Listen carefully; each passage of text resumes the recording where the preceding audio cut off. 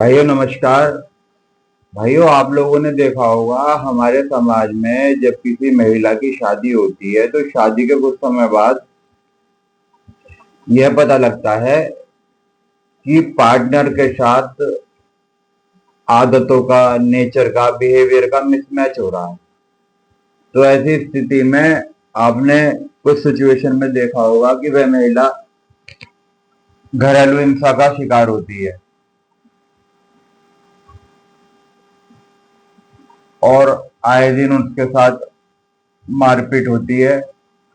पर वो महिला अगर उसकी एजुकेशन एवरेज है और फाइनेंशियली इंडिपेंडेंट नहीं है तो वह तुरंत तलाक का निर्णय नहीं ले पाती।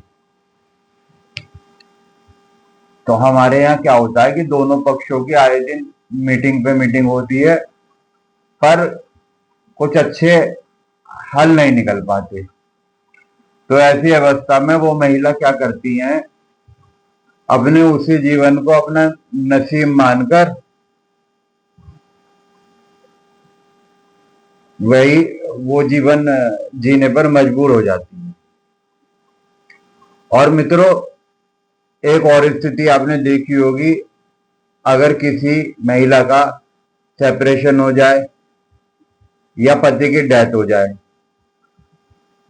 तो दोनों ही स्थिति में परिवार को चलाना बहुत भारी हो जाता है। अगर महिला की एजुकेशन एवरेज हो या इंटरमीडिएट लेवल की हो तो ऐसी अवस्था में फिर उन्हें उनके ब्रदर को और उनके भाई को उनके परिवार में मदद करनी पड़ती है, जो हर बार संभव नहीं होता। मतलब हर परिवार की एक सी स्थिति नहीं होती। भाई किसी के भाई या पिता तो मजबूत हैं, किसी के सामान्य है तो वो उतनी मजबूताई से अपनी सिस्टर की मदद नहीं कर पाते। और मित्रों, इसके पीछे जो मूल कारण है वह यह है कि हमारे यहाँ पर एक तो प्राइवेट और जो गवर्नमेंट सैलरी है उनमें सैलरी का जो गैप बहुत ज्यादा है। दूसरा, एक एवरेज और इंटरमीडिएट एजुकेशन के जो लोग हैं उसमें चाहे महिला हो या पुरुष हो, उनके लिए ऐसी जॉब्स नहीं है जहां पर वो फाइनेंशियली इंडिपेंडेंट हो जाए और अपने परिवार को अच्छे से चला पाए। अब विकसित देशों में क्या होता है, वहां पर चाहे हस्बैंड हो चाहे वाइफ हो, वहां पर इतना झेलने वाली स्थिति नहीं है। बहुत छोटी छोटी बातों पे वहां तलाक हो जाता है।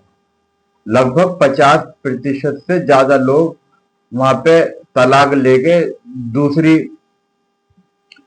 मैरिज करके वहां पर रह रहे हैं। और इस सारे प्रोसेस में उन लोगों को अपने परिवार की, जैसे महिला को अपने फादर की सपोर्ट की, अपने ब्रदर की सपोर्ट की आवश्यकता नहीं पड़ती, क्योंकि उन देशों में सेवा का स्तर अच्छा है, इसलिए वे स्वयं ही काम कर लेते हैं। अब इस कानून का विकसित देशों में मित्रों कभी कभी मिसयूज भी होता है। मिसयूज ऐसे होता है कि कोई मतलब हैबिट का या नेचर का कोई क्लैश दोनों के बीच में नहीं है, हस्बैंड वाइफ के बीच में नहीं है, बस एक दूसरे से उनका मन भर गया है। बहुत समय स्पेंड करने के बाद वो व्यक्ति के साथ रहना अच्छा नहीं लग रहा, तो इस सिचुएशन पे भी वहां तलाक हो जाते हैं।